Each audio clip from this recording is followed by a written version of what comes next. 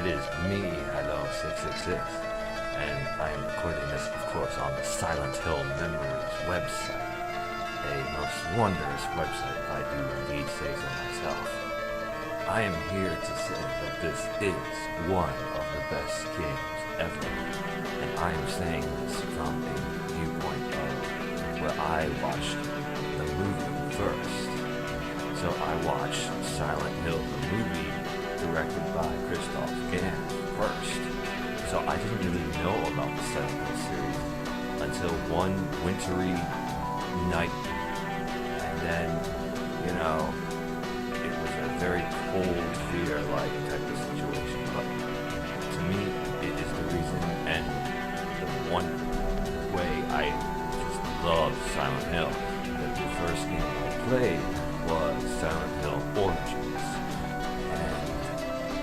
Of course, in actuality, when looking at it as a whole series, Silent Hill Origins makes absolutely zero sense and is absolutely baffling as to how you shift between the nightmare and the real world by touching a mirror, So it's like,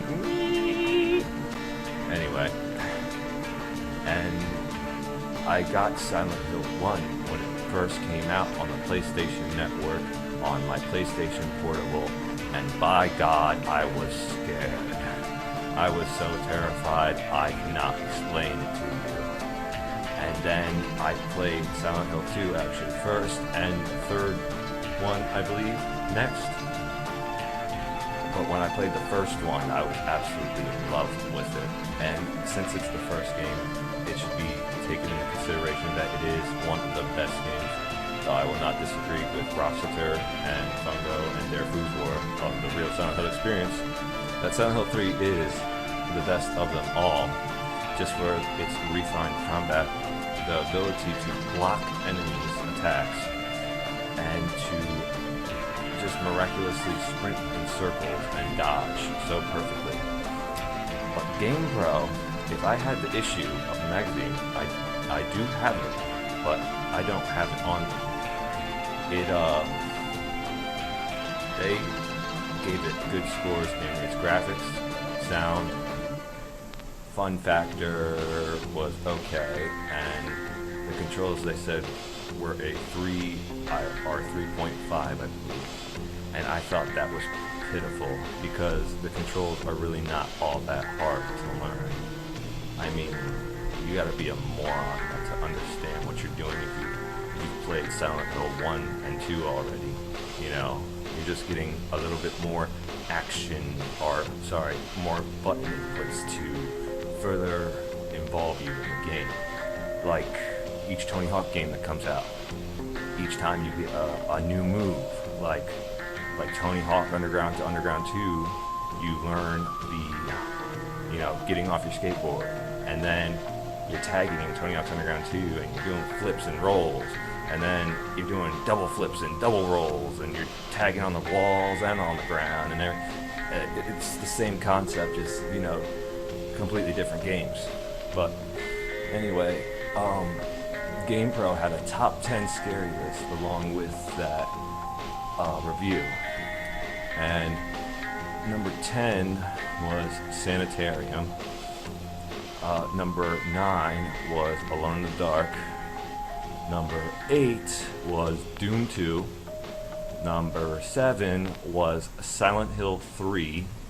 Then number 6 was Silent Hill.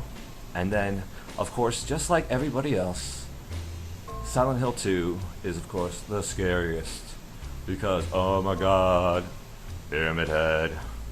Although, I know, I use him as my icon. But really, he was the first monster I really enjoyed.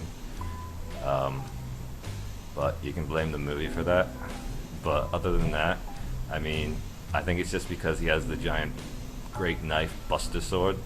Because I'm a Final Fantasy VII fanatic ever since I seen Cloud in Kingdom Hearts. I was like, dude, he is so cool. But anyway, and after Silent Hill 2, which was number 5, I believe it was Fatal Frame. Then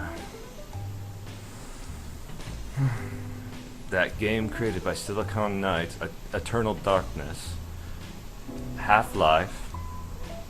Oh, and then of course Resident Evil, the game where you are a stick practically trying to aim up or down or straight ahead. Yes, you can hate me all you want, Resident Evil fans. I am Silent Hill Plus, and that is it.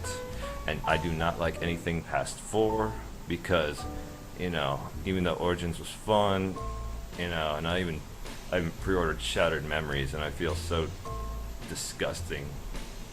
I got a free CD, and that wasn't even great. Ugh.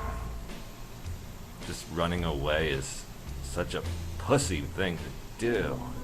I miss the whole bashing in heads and shooting them up.